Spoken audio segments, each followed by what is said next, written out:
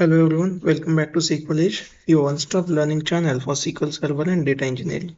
In the previous video, we learned about the constraint like not null unique primary key, check and the default using our students table. In today's video, we will continue with part 2 of the SQL constraint where we will learn about the foreign key constraint, how it maintains the relationship between the tables and how to add the constraint to an existing table using alter command. Right, so let's dive right in.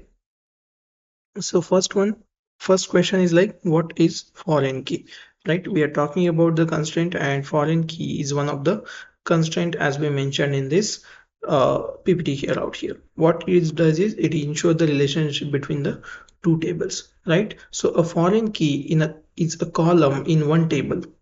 Keep in mind, a foreign key is a column in one table that creates a relationship with a primary key of another table, right? So a very main thing we will be focusing here is to create a foreign key.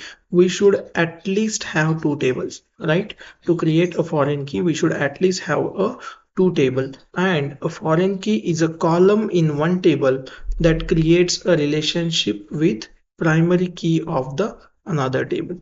Right, what does it will do? It will help us to ensure referential integrity, which means a record in one table cannot exist unless it has a valid reference to another table. Let's take a real-time example to understand.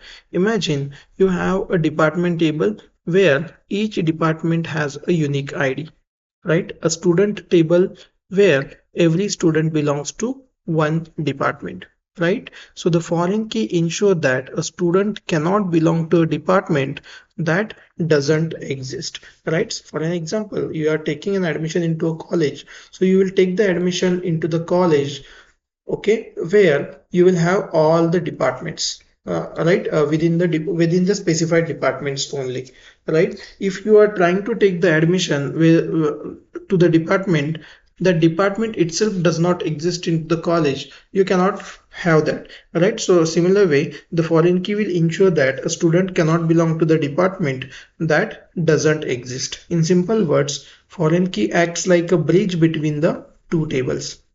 It keeps your data consistent and prevent the invalid links between the table, right? Let's now create two tables, departments and students, to understand, to demonstrate the foreign key constraint, right? Let's jump to the SSMS, SQL Server Management Studio. I have the script ready. I'm going to drop the table called students and departments, and I'm creating a new table called a department ID, where I am having two columns, department ID and department name, right? Which is department ID is a primary key, so no department will have the same ID, right? So primary key will ensure the data is not duplicated, right? Let's create the table. First, drop the existing tables and let's create a new department table. Insert some sample record, and three records are inserted. We could see there are three departments: computer science, electronics and mechanical. Now let's create a students table as well with all the constraint, right? We have the primary key, we have we have the first name as a not null, we have the email as a unique, age as a greater than 18, department ID. Now the department ID will be going to treat as a foreign key column. Okay, so whenever we are registering any new student, it will have the department ID which is exist into the department tables. That is what does this foreign key means. Whenever we apply or whenever we enforce the foreign key constraint, it will look for the primary key of the another table, right? So whenever we try to insert any department ID, it will look for the primary key of the department table, right? That is what we defined. So it will be linked between the two tables and it will ensure the consistency or accuracy of the data between the two different tables, right? So how to create the constraint called foreign key? We have to mention constraint in front of the after the column name. We need to mention the constraint. We have to give the name to the constraint, and we need to mention the foreign key keyword. Okay, what is the foreign key column we'll be having? So department ID is the foreign key column, and references, this foreign key will be referencing to primary key of the another table. So which table? Departments table, right? This is the department table and we are referencing to the primary key of the department table, which is a department ID. So this is the syntax to add the foreign key constraint. Now let's create this table with the foreign key constraint here, right? And now let's look, insert some data here. I'm inserting the valid records, two records I'm inserting. Okay, first name John, email John, age as a 20, department ID as a 1, student name Ema, email as a ema@email.com, age as a 22 and department ID as a 2. So department ID 1 and 2 I'm trying to insert. It will easily insert the data. Currently it is asking cannot will insert a null value into the column student ID. Okay, so there is one column called student ID will be having, which we need to pass the value for. It is a primary key column, so it cannot be a null value column, right? So I need to pass the value for that. I'm giving the student ID as a 1 for the first record, 2 for the second record. Now let's execute this and it will insert two records into the students table. We could see the data is here now, right? We are having department ID. So we can see, right, the John belongs to department ID 1. What is department ID 1 we will be having? For that, we need to look to the another table called a department, and department ID 1 is for computer science. So John belongs to computer science, Emma belongs to electronics, which is department ID 2. So this is how we are linking the two tables together using the foreign key constraint. Now let's try to insert the department ID which is not present into the department table. We know department ID 10 is not there into the department. There are only 3 records into the department ID 1, 2 and 3, right? So here I'm trying to insert the department ID 10 into the students table. Now it will fail because okay, it is asking for student ID 1. Once again, let's provide the student ID first, 3, and try to insert the record now. Again it will say insert statement conflicted with the foreign key constraint FK students department. So what is this constraint? This is the name of the constraint where we have given, while defining the constraint we have given the name to the constraint, and the conflict occurred in the database table called TBO departments and the column department ID. So the department ID 10 is not present in the department table and we are trying to assign the student called Alex to the department ID 10. So it will fail because of the foreign key constraint, right? So this is one thing, it will prevent the inaccurate data being inserted into the table. Right, now let's try to delete the data from the departments table. I'm trying to delete the departments data here. We are having 3 departments and I want to delete the data for department ID 1. Okay, now let's execute this query, delete from the departments where department ID is equal to 1, right? So I'm trying to delete the department that is already assigned to a students, right? So we already have one student here called John, which is assigned to department ID 1. So when I execute this command, it is failed with the foreign key constraint violation, right? Referential integrity. Why it is not allowing me to delete the department ID 1? Because there is one student already registered with department ID 1, and when I tried to delete the department itself, there is no meaning to this student called John. He is learning in department ID 1, but the department itself will not exist if this delete is successfully completed. So it is again leading to the inaccurate data, inconsistent data, right? So I'm not able to delete the record. But yeah, obviously we can delete the department which is not assigned to any of the student, right? We know department ID 3 is not assigned to anyone, so we can delete that department ID without any issue. So this is what the foreign key constraint is. It will keep the referential integrity between the tables, right? It will not allow us to delete or insert the invalid records. It will not allow to delete the data which is causing the inconsistency within the data, right? So this is how we can see the foreign key constraint. Now one more thing, where to find this constraint. So all the keys will be available in the keys folder, like foreign key, primary key, unique key. So those 3 constraints will be available under the keys folder, and whatever the name we will be giving, that name will be here. If we are not giving the name, like if you see for primary key, for unique key, we have not given any name. So by default, SQL Server will generate some name to those constraints. But whatever the name we have given, that can be again found out here as well. Right. So this is how we can see the constraint like foreign key, primary key, and unique key. Now where to check this? Check constraint and default constraint. We don't have the default right now, but where to see this? So other two constraint can be find out here under the constraints folder of this object explorer. Right. So this is how we can see the constraint. Now let's see this constraint we have created during the table creation itself. Right. What if I have created the table first and now I wanted to add the constraint to it?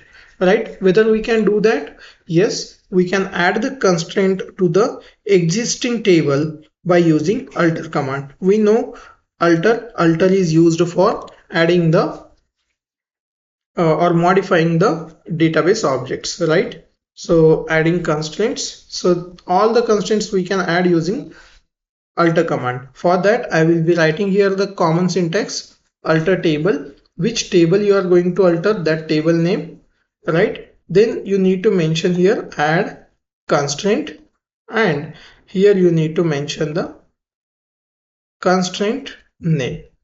Right, up to here the syntax for each of these constraint, adding constraint to the existing table will be same. After this we'll be having the different syntax. So add constraint, let's say I want to add the default constraint, right? So what I need to mention here, I need to mention the default and in bracket value for for which column you are going to create the default constraint. That column name you need to mention. So let's consider I just wanted to create a constraint on the students table for let's say email column. Okay, let's say I want to create a default constraint on an email column. So I can add the constraint, add constraint, name of the constraint default d for df for default, and students I will mention some column name email. This is the name of the constraint. It can be anything. Okay, but make sure we'll be having some meaningful name. It can be anything. Then we have to mention default. Okay, and then value. Let's say default is like abc@xyz.com. So if I'm not providing any value, this should be my default value for column email, right? So this is how we can add the constraint, default constraint to the existing column out here. Okay, it does not has to be for email. It does not have any bracket out here. So this is how we can create a default constraint. Same way we can add the check constraint as well, right? So let's say I'm going to add the check constraint for the age. So here the syntax will be let's say I'm going to add this for age check. Okay, check what I need to check, age is greater than or equal to 18 years. So this is how I can add the default check constraint as well. Let's say I want to add the constraint called unique key. So I can add uq students and student id. Okay, unique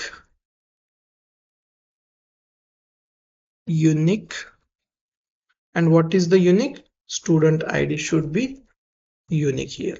Okay, so this is how I can create a unique constraint. Same way, if I want to create a foreign key, I can again add the constraint name here fk. Okay, so fk, foreign key for fk. It is not necessary it should have fk and all, but it should have some name abc xyz anything.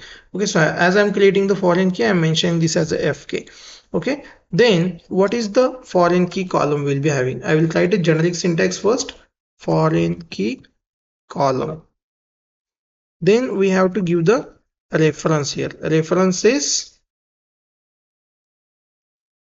primary key table and in bracket primary key column, right? So this is how the syntax should be. If I just change this to the actual one, my foreign key will be the department ID. Okay, and it is referencing to the departments table dot department ID, right? So it is referencing to the departments table and to the what you say, the department ID. Same thing here you can find. Same you need to mention here foreign key where it is, okay, below here. Okay, foreign key department ID, and it is referencing to foreign key. What is missing here?